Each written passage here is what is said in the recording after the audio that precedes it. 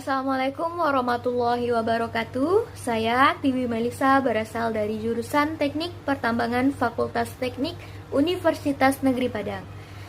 Di sini saya akan mempresentasikan laporan hasil praktek lapangan industri yang telah saya laksanakan di PT Bukit Makmur Mandiri Utama, Jobsite Bendungan Suaran, Kalimantan Timur dengan fokus pembahasan Mine Dewatering di Pit 7 West. Nah, sebelum memulai presentasi ini, saya akan memaparkan outline apa saja yang akan saya bahas. Yang pertama, saya akan membahas mengenai apa tujuan dari pelaksanaan praktek lapangan industri ini. Yang kedua, saya akan menjelaskan sedikit mengenai deskripsi perusahaan tempat pelaksanaan praktek lapangan industri ini. Yang ketiga, saya akan menjelaskan tahapan-tahapan apa saja yang dilaksanakan dalam proses penambangan serta alat-alat apa saja yang dibutuhkan dalam proses penambangan tersebut. Yang keempat, saya akan memaparkan mengenai temuan menarik yang telah saya temukan selama proses praktek lapangan industri ini. Dan yang terakhir, saya akan menjelaskan temuan menarik apa yang saya angkat menjadi topik pembahasan dalam praktek lapangan industri ini.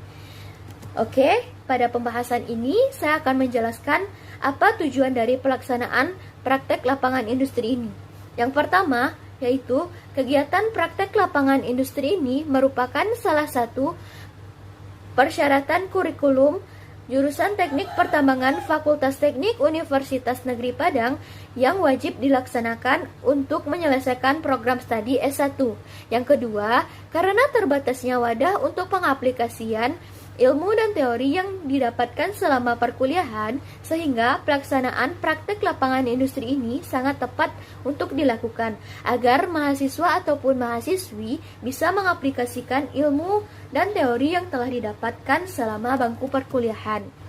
Yang ketiga, mahasiswa ataupun mahasiswi dapat memperoleh tambahan ilmu pengetahuan dan pengalaman karena pada saat di lapangan, ilmu yang diterapkan tidak hanya berpatok terhadap ilmu atau teori dasar saja, melainkan banyak ilmu baru yang diterapkan berdasarkan kondisi aktual lapangan. Yang terakhir, dengan adanya praktek lapangan industri ini, mahasiswa atau mahasiswi bisa mengetahui bagaimana sistem kerja dalam suatu perusahaan sehingga pada saat lulus nanti mahasiswa ataupun mahasiswi sudah siap dalam dunia kerja. Selanjutnya, saya akan menjelaskan sedikit mengenai deskripsi perusahaan tempat praktek lapangan industri yang telah saya lakukan. Yang pertama, saya akan menjelaskan bagaimana sejarah terbentuknya PT Buma.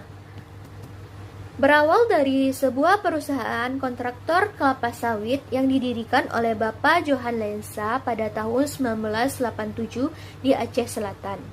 Seiring berjalannya waktu, Bapak Johan Lensa mendapat berbagai macam proyek hingga pada tahun 1994 sampai dengan 1996 perusahaan ini ditarik untuk berkecimpung dalam bisnis kontraktor tambang dengan langkah awal sebagai subkontraktor dari PT Pama di Kabupaten Berau, Kalimantan Timur, tepatnya Sungai Lati.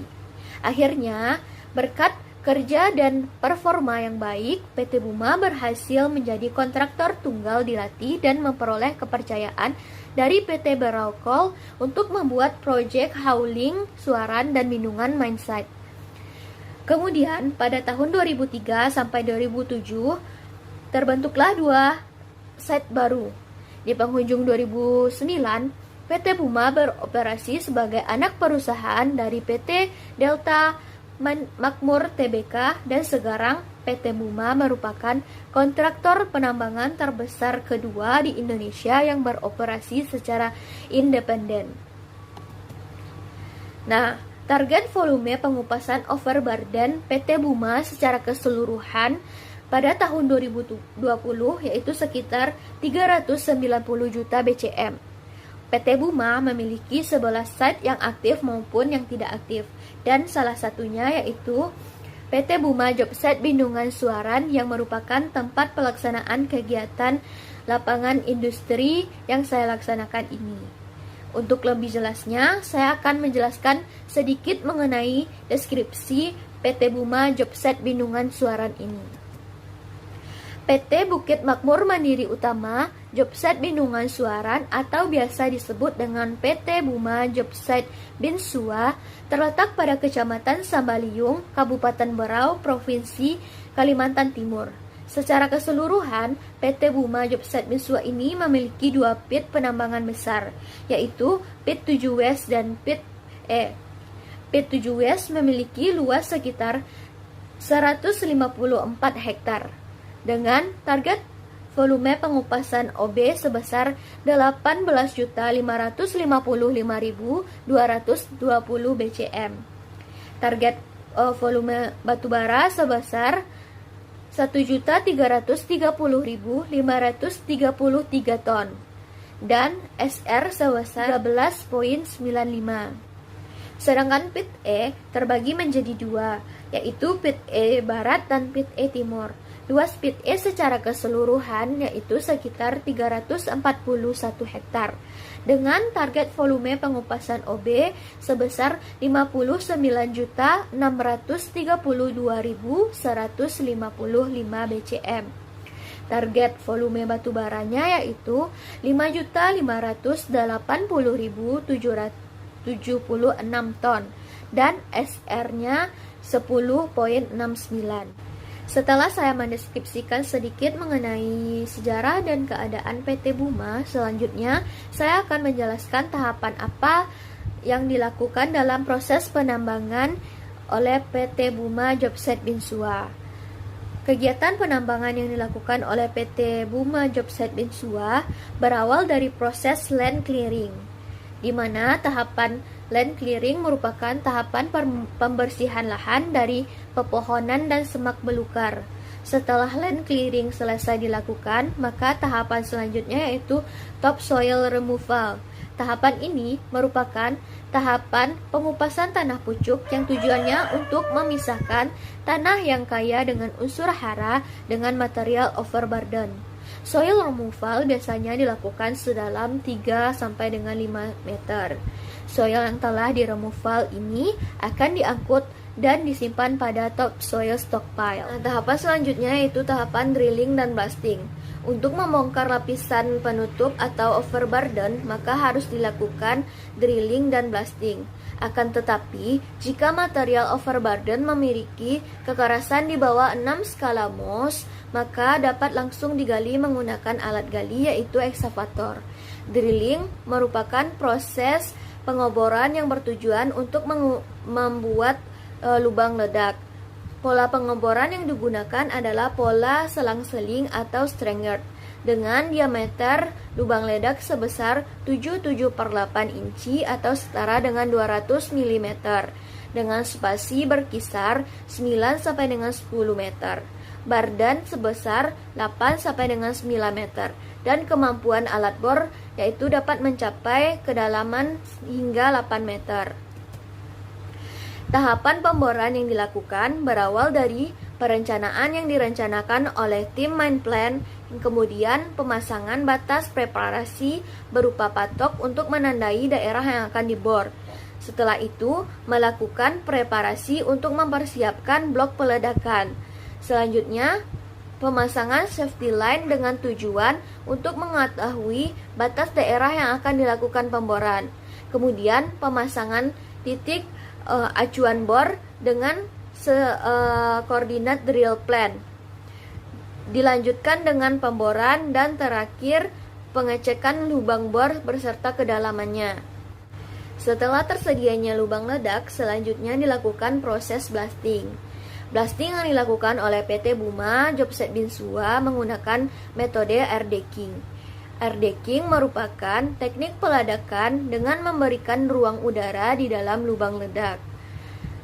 Keuntungan dari teknik ini yaitu mampu mengurangi gelombang kejut pada awal inisiasi dan juga dapat mengurangi penggunaan bahan peledak. Peledakan di PT Buma Jobsite Binsua bekerja sama dengan subkontraktor Dinonable atau DNX Indonesia, di mana pengisian, perangkaian, dan penembakan lubang ledak dilakukan sepenuhnya oleh PT DNX Indonesia. PT Buma Jobset Binsua ini hanya menyediakan lubang ledak dan desain peledakan serta melakukan kontrol terhadap keseluruhan proses sebelum dan sesudah peledakan. Metode peledakan yang digunakan adalah metode peledakan non-elektrik dan peledakan elektronik. Sedangkan pola peledakan yang sering digunakan adalah Exelon. Tahapan peledakan dimulai dari memasukkan air duct atau sysdec. Air duct atau sysdec merupakan alat yang digunakan untuk memberikan ruang udara pada lubang ledak. Selanjutnya dilakukan proses priming, yaitu proses pengisian primer ke dalam lubang ledak berupa detonator dan booster. Digunakan booster dengan berat 400 gram per piece-nya. Sedangkan detonator yang digunakan untuk peledakan non-elektrik adalah detonator produk dari PT DNX Indonesia, in-hole delay 500 ms dan surface delay menggunakan delay 25 dan 109 ms. Detonator yang digunakan untuk peledakan menggunakan elektronik adalah detonator elektronik yang merupakan produk dari PT DNX juga.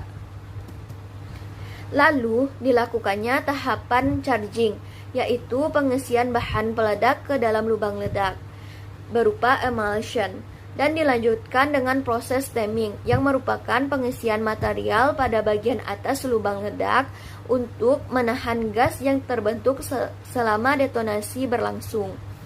Material stemming yang digunakan yaitu material hasil cutting dari pemboran. Tahapan selanjutnya adalah tie up yang merupakan perangkaian sumbu ledak termasuk mengatur waktu tiap lubang ledak dan lubang ledak mana yang akan diledakkan terlebih dahulu atau initiation. Tahapan yang terakhir adalah firing dan final check. Firing merupakan tahapan peledakan yang dilakukan oleh juru ledak atau yang biasa disebut dengan blaster. Sedangkan final check dilakukan untuk meninjau hasil ledakan dan ketidakdapatan misfire. Setelah peledakan berhasil dilakukan, tahapan selanjutnya yaitu overburden removal. Overburden adalah lapisan penutup dari batu bara. Dalam tahapan ini, yang pertama dilakukan adalah penggalian sampai lapisan roof dari sim batubara tersisa minimal 30 cm dan kemudian dimuat pada alat angkut yang selanjutnya akan diangkut dari loading point menuju disposal sesuai dengan material yang diangkut. Tahapan setelah dilakukannya overburden removal yaitu overburden dumping yang bertujuan untuk menimbun lapisan overburden di disposal. Kegiatan ini bisa dilakukan dengan dua cara, yaitu in-pit dump adalah penimbunan yang dilakukan dalam area tambang pada suatu lokasi disposal bekas pit yang sudah tidak ditambang. Yang kedua yaitu out-pit dump adalah penimbunan yang dilakukan di luar area penambangan pada suatu lokasi disposal yang sudah direncanakan. Tahapan selanjutnya yaitu cold gating. Pada tahapan ini terdiri dari beberapa kegiatan. Yang pertama yaitu tahapan cleaning. Tahapan ini bertujuan untuk membersihkan lapisan batu bara agar tidak terkontaminasi dengan lapisan overburden. Yang kedua yaitu tahapan ripping batu bara. Tahapan ini dilakukan untuk membongkar lapisan batu bara dari keadaan in situ menjadi keadaan loose agar mudah diambil oleh alat gali. Yang ketiga yaitu penggalian yang dilakukan oleh ekskavator dan kemudian dimuat ke dalam alat angkut. Tahapan penggalian ini dilakukan sampai 10 cm sebelum lapisan floor agar posisi batu bara tidak setara ataupun di bawah lapisan overburden.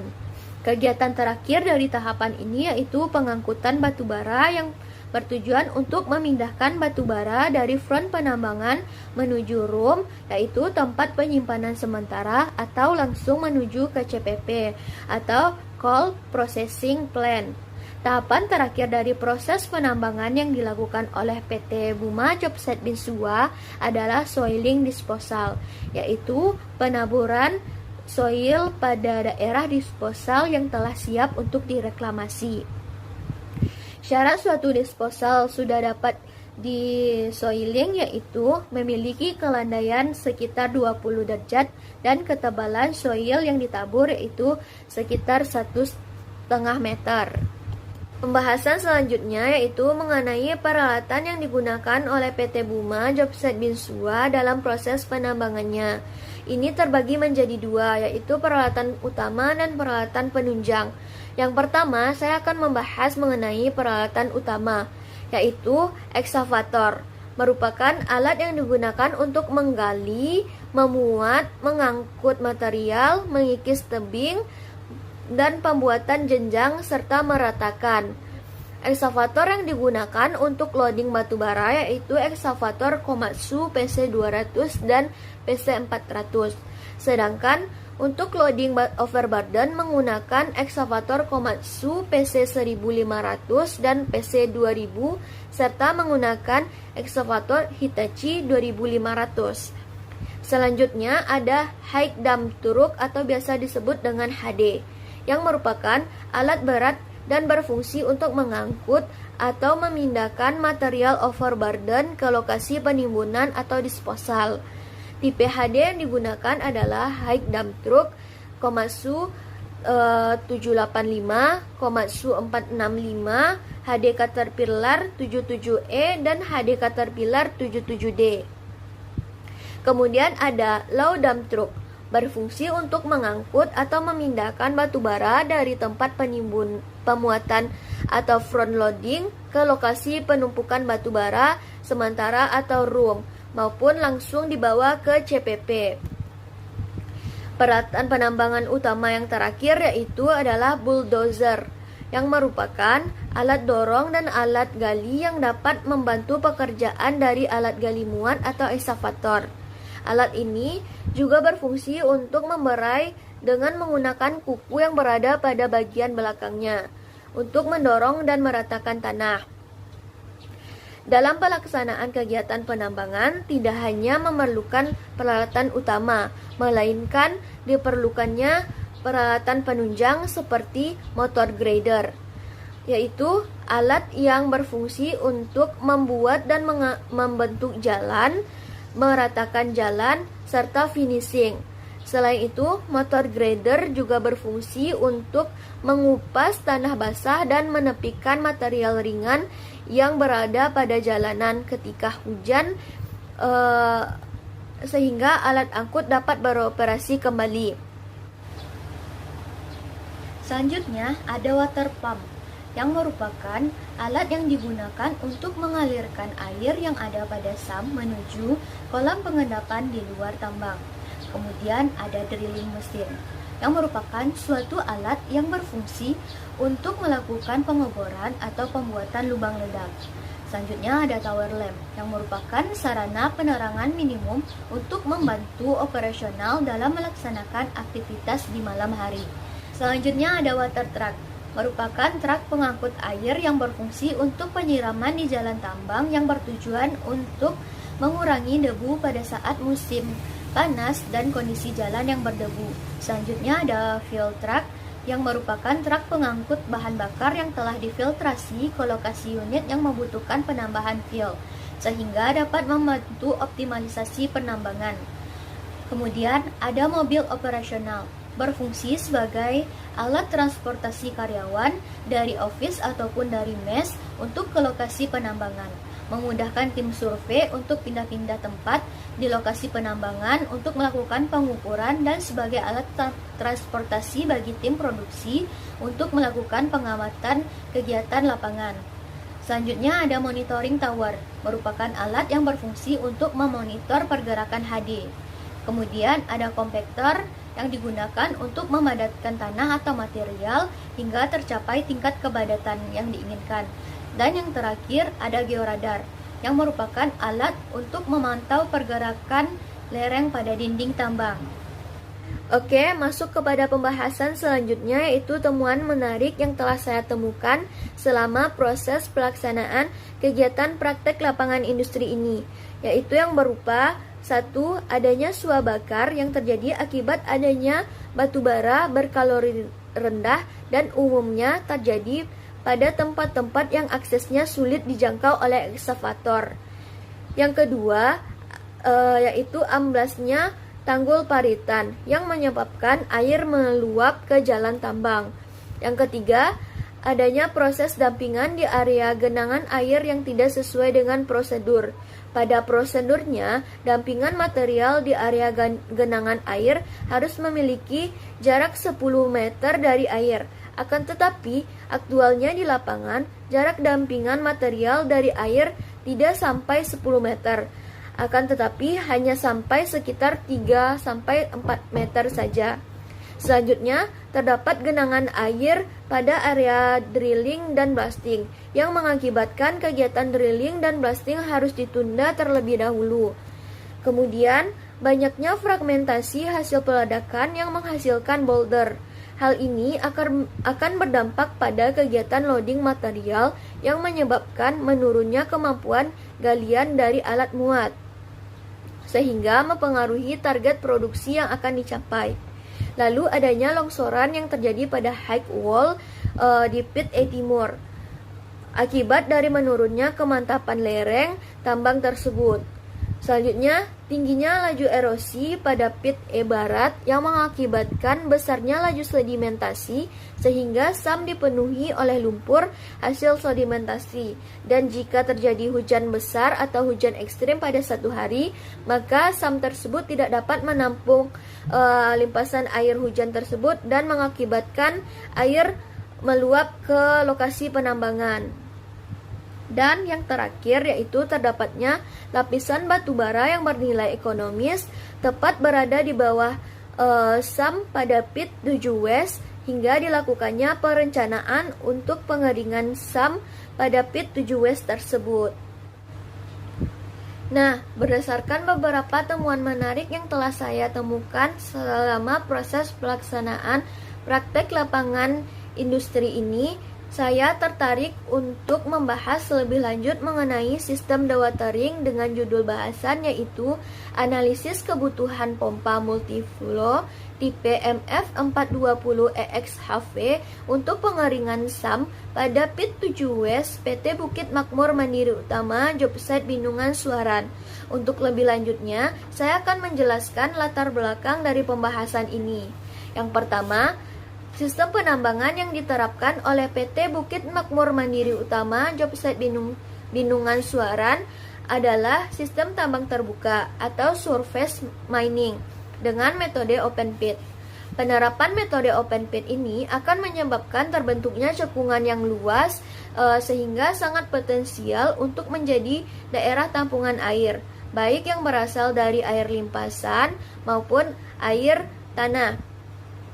Untuk mengatasi masalah tersebut, maka dibuatnya tempat penampungan air sementara yang disebut dengan SAM. Pada Pit 7 West di PT Bukit Makmur Mandiri Utama Jobsite Bendungan Suaran terdapat sebuah SAM yang berada pada elevasi minus 101 mdpl. Tepat berada di bawah SAM tersebut terdapat lapisan batu bara yang secara ekonomis lapisan tersebut dapat ditambang, sehingga direncanakan sistem pengeringan SAM tersebut. Maka perlu dilakukan evaluasi terhadap kapasitas dan jumlah pompa yang dibutuhkan untuk proses pengeringan dapat berjalan dengan baik dan sesuai dengan target waktu pengeringan sehingga dapat segera dilakukannya penambangan. Untuk pengeringan SAM ini maka dilakukan sistem dewatering. Mind dewatering merupakan upaya untuk mengeluarkan air yang telah masuk ke daerah penambangan. Konsep dari dewatering ini harus adanya yaitu inflow yang berupa catchment area, curah hujan, dan groundwater.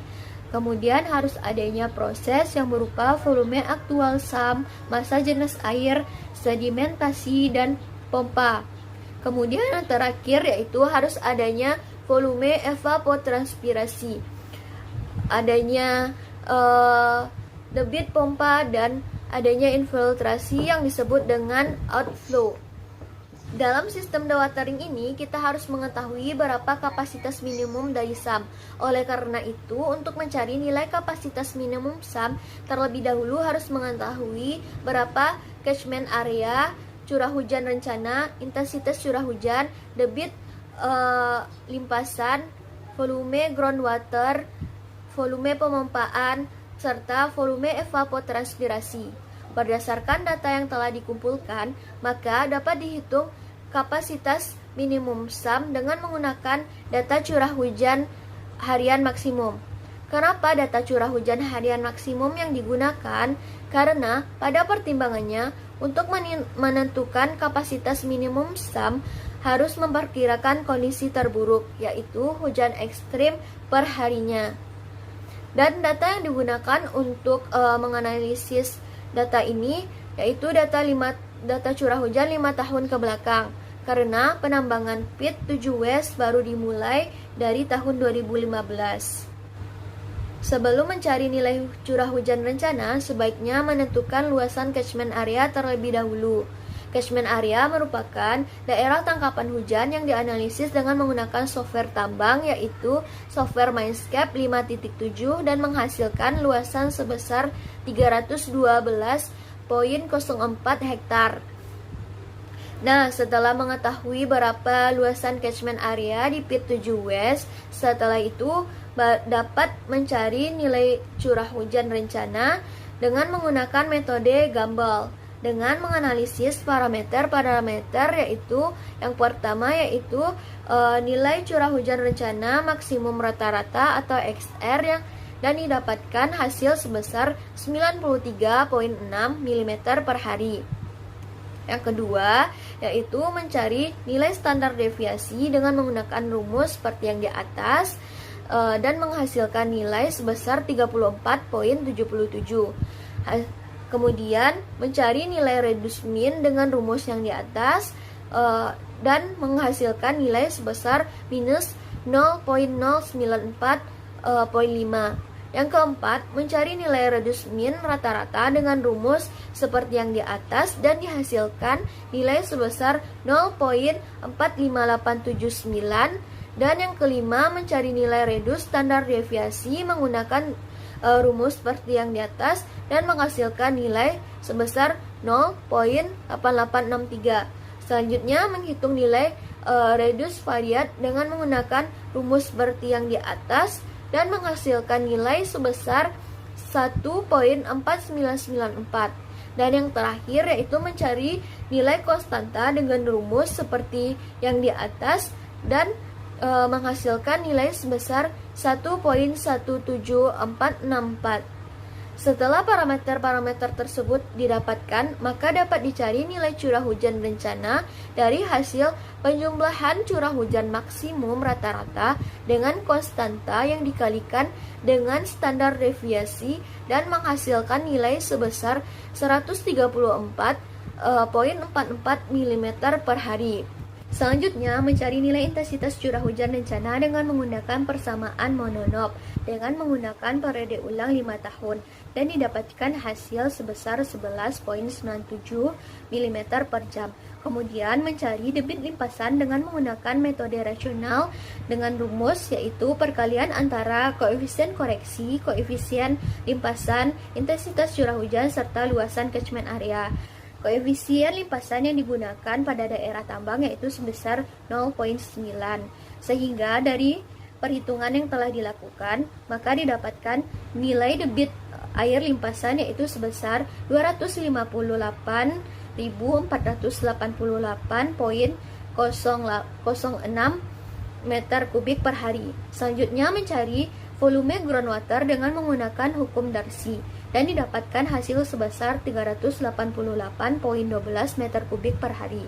Lalu mencari nilai debit pemompaan dengan cara hasil pengalian debit maksimum pompa yang bisa dilihat dari spesifikasi pompa atau debit aktual pompa yaitu sebesar 695 meter kubik per hari dengan jam kerja pompa yaitu sebesar 20 jam per hari dan didapatkan hasil sebesar 13.900 meter kubik per hari. Dan yang terakhir yaitu mencari volume evapotranspirasi. Evapotranspirasi merupakan bentuk kehilangan air dalam neraca air siklus hidrologi. Evapotranspirasi merupakan gabungan dari dua proses dalam siklus hidrologi, yaitu evaporasi dan transpirasi. Evaporasi yaitu proses penguapan air yang terjadi di tanah, tubuh air, ataupun benda mati lainnya. Sementara transpirasi yaitu proses penguapan air yang terjadi pada makhluk hidup, khususnya tumbuhan. Evapotranspirasi dicari dengan menggunakan rumus Dirac dan dihasilkan volume sebesar 128,617 meter kubik per hari. Sehingga dapat dicari nilai kapasitas minimum SAM, yaitu hasil dari volume limpasan dengan volume air tanah, kemudian dikurangkan dengan volume evapotranspirasi dan didapatkan hasil sebesar 258.725,56 meter kubik per hari. Jadi seharusnya SAM memiliki volume sebesar 258.725,56 meter kubik per hari, agar jika terjadi hujan ekstrim dalam satu hari, maka SAM tidak akan meluap. Setelah mengetahui berapa kapasitas minimum SAM, maka selanjutnya mencari jumlah pompa untuk mengeringkan SAM. Tahapan analisis data yang dilakukan sama dengan cara mencari nilai kapasitas minimum SAM. Hanya saja ditambah dengan rumus untuk mencari jumlah pompa, yaitu volume total air yang masuk dibagi dengan debit pemompaan. Untuk mencari jumlah pompa ini, data curah hujan yang digunakan yaitu data curah hujan bulanan maksimum. Karena jika menggunakan data curah harian maksimum, dalam pertimbangannya secara aktual di lapangan, tidak setiap hari terjadi hujan ekstrim. Terkadang dalam satu hari tidak terjadi hujan sama sekali. Oleh karena itu, data yang diambil adalah data curah hujan maksimum bulanan. Pengeringan SAM ini direncanakan dalam bulan April, sehingga saya menganalisis jumlah pompa yang dibutuhkan untuk pengeringan SAM ini mulai dari bulan Maret sampai dengan bulan April saja. Dan didapatkan rata-rata jumlah pompa yang dibutuhkan untuk pengeringan SAM tersebut yaitu sebanyak 1,98 unit atau sama dengan 2 unit pompa. Dari jumlah pompa yang telah saya dapatkan, untuk membuktikan jumlah pompa ini mampu mengeringkan SAM dengan target yang telah ditetapkan, maka dilakukan simulasi perhitungan dengan cara yang pertama harus diketahui volume existing SAM. Yang kedua yaitu harus diketahui volume air yang dikurang dengan volume sedimentasi. Yang ketiga yaitu harus diketahui jumlah pompanya. Jumlah pompa ini menggunakan jumlah pompa yang telah saya dapatkan tadi, yaitu sebanyak 2 unit. Kemudian, data-data yang dibutuhkan untuk melakukan simulasi adalah, yang pertama adalah inflow. Inflow merupakan semua air yang masuk ke dalam SAM atau volume total yang ada di dalam SAM. Inflow dapat dihitung dengan cara volume air limpasan ditambah dengan volume air tanah dan dikurangi dengan volume evapotranspirasi dan menghasilkan nilai sebesar 25.026,55 meter kubik per hari. Yang kedua yaitu harus adanya outflow. Outflow merupakan semua air yang keluar dari SAM atau volume total air yang keluar dari SAM. Outflow dapat dihitung dengan cara debit pemompaan dikali dengan jumlah pemompaan dikurang dengan volume air tanah dan ditambah dengan volume evapotranspirasi, sehingga didapatkan hasil sebesar 27.542,50 meter kubik per hari. Selanjutnya, volume aktual dari SAM yang didapatkan dari selisih volume aktual SAM dengan volume sedimentasi yang nilainya adalah 123.197 meter kubik. Volume ini merupakan volume awal dari SAM. Setelah data-data tersebut didapatkan, maka tahapan selanjutnya yaitu mencari volume pemompaan pada hari kedua dengan cara volume awal ditambah dengan inflow dan dikurangkan dengan outflow, dan didapatkan volume SAM untuk pemompaan hari kedua yaitu sebesar 120.681,05 meter kubik. Untuk perhitungan selanjutnya dapat dilihat pada tabel. Langkah selanjutnya, lakukan perhitungan yang sama untuk mencari volume-volume pada hari berikutnya, sampai volume air pada SAM mencapai angka minus. Jika volume air pada SAM telah mencapai angka minus, itu artinya air pada SAM sudah habis terpompa. Berdasarkan simulasi perhitungan pada tabel, dapat dilihat volume air pada SAM di pit 7WS kering pada pemompaan hari ke-51 terhitung dari tanggal 1 Maret sampai dengan tanggal 26 April. Berdasarkan target yang diinginkan oleh PT Bukit Makmur Mandiri Utama Jobsite Bendungan Suaran, maka jumlah pompa dan waktu pengeringan sesuai dengan target. Dari penjelasan yang telah saya berikan, maka dapat ditarik kesimpulan berupa yang pertama, PT Bukit Makmur Mandiri Utama Jobsite Bendungan Suaran merupakan salah satu perusahaan yang bergerak di bidang kontraktor pertambangan batubara yang berlokasi di Kecamatan Samaliung, Kabupaten Berau, Provinsi Kalimantan Timur. Yang kedua, kegiatan penambangan di PT Bukit Makmur Mandiri Utama Jobsite Bendungan Suaran dimulai dari land clearing, topsoil removal, pengupasan dan pengangkutan overburden, penggalian dan pengangkutan batubara, serta soiling.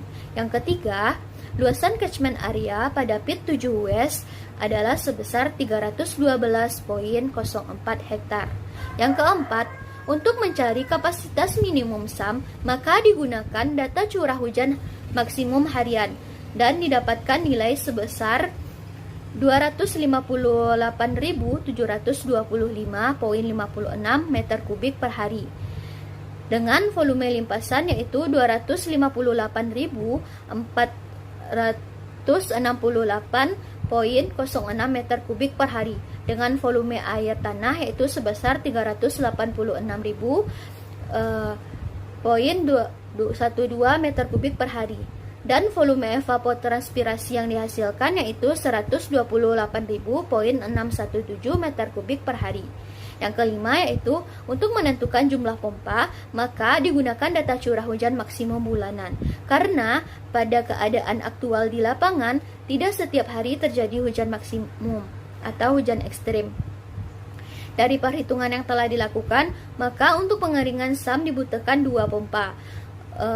Dengan lama pengeringan kurang lebih itu selama 51 hari.